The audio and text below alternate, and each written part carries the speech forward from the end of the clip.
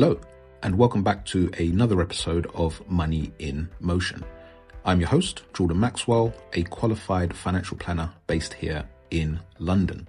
Now, if it's your first time here, just want to set the tone. What this series isn't is a deep dive into the latest investment trends or pretending there's some secret sauce to building long-term wealth.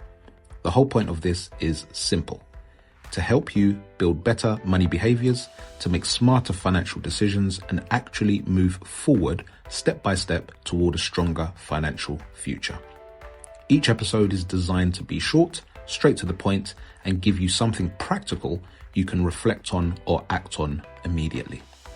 So without further ado, let's jump into today's episode.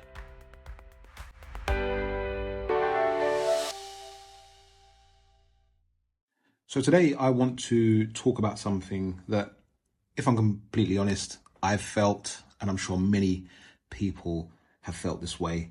And it's the idea, or rather the feeling, that you are in some shape or form behind.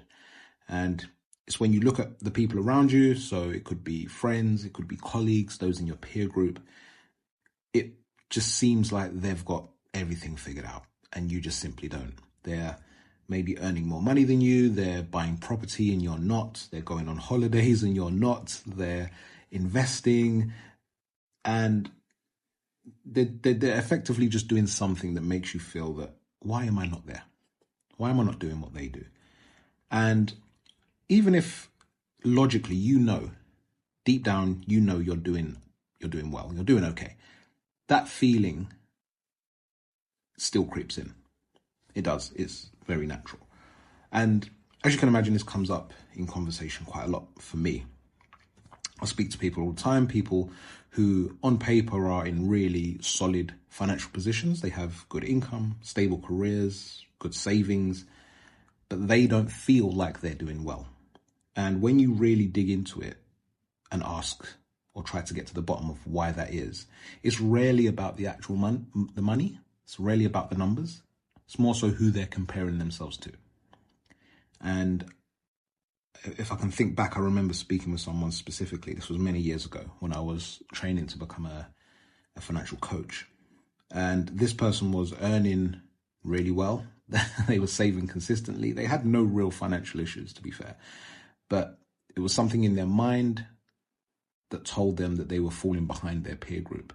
And we sat for a while and we unpacked it. And most of that feeling was coming from what that person was seeing online. We open up various social media platforms these days. People are announcing promotions. They're announcing big wins. They've bought this house, this investment's changed my life, etc., etc. And what it does is it creates this constant sense that people are always doing well.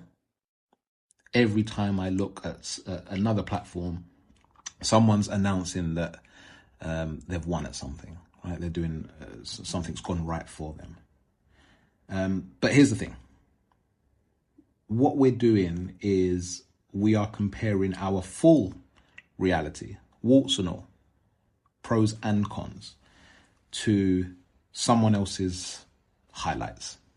You don't know what's going on behind the scenes, but no one posts about what goes on behind the scenes.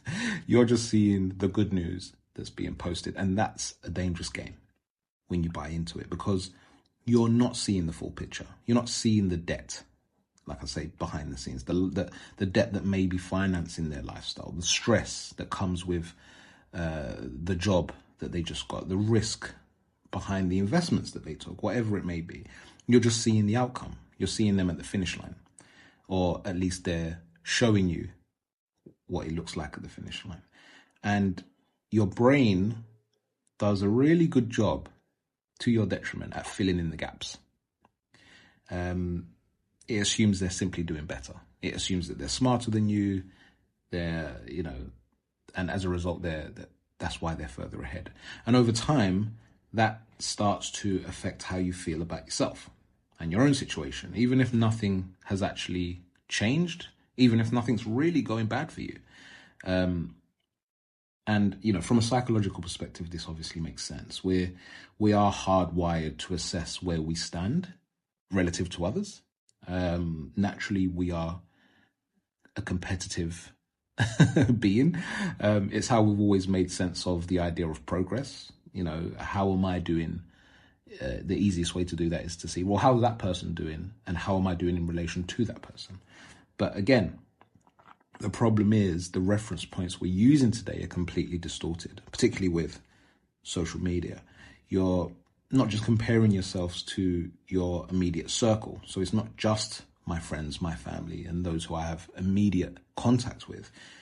You're comparing yourself to hundreds, if not thousands, of people all across the world in completely different situations than yourself online.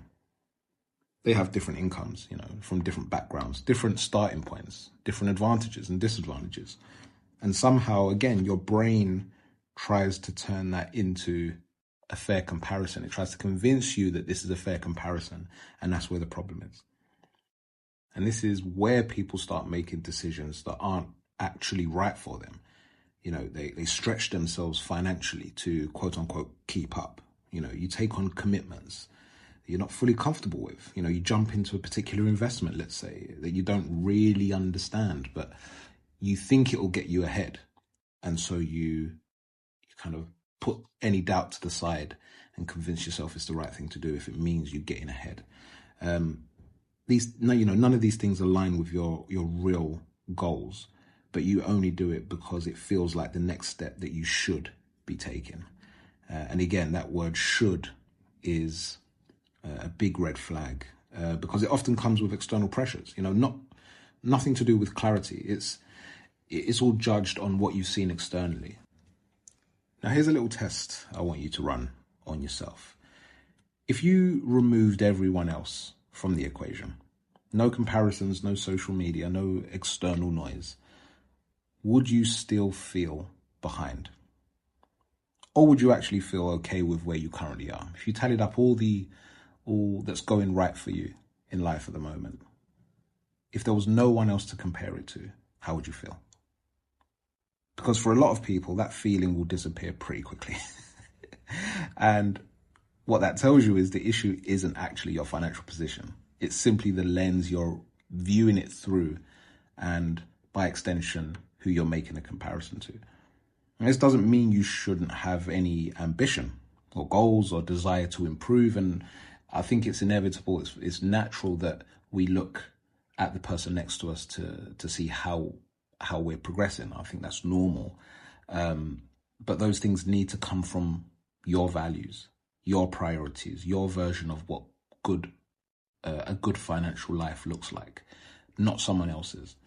Because the reality is there is no universal timeline for wealth or wealth creation. Some people build it early, some people build it later, some people take big swings, big risks, others take a slower, steadier route to get to where they need to be. And none of these are inherently wrong or right. But when you start measuring your progress against someone else's timeline, you will lose sight of your own. And that's when, as I say, these big mistakes will usually happen, and you start making decisions that just aren't aligned to your values. So how can we overcome this very natural problem that we all seem to have? I think the first thing is just being aware, just recognizing when comparison is influencing how you feel and influencing some of the financial decisions that you're making. Being aware of that is a massive step, I think.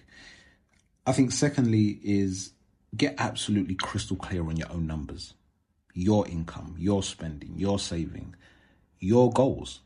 That will create clarity.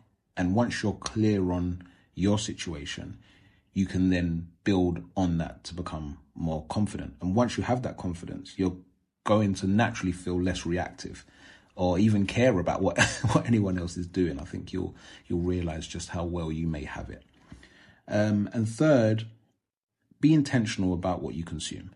This is more to do with how you consume content and social media and stuff like that. If certain content consistently makes you feel like you're behind in life, it might be worth questioning whether it's actually helping you. Because at the end of the day, not all information is useful, particularly if that information is distorting your perspective. And your financial journey is and should be exactly that, yours.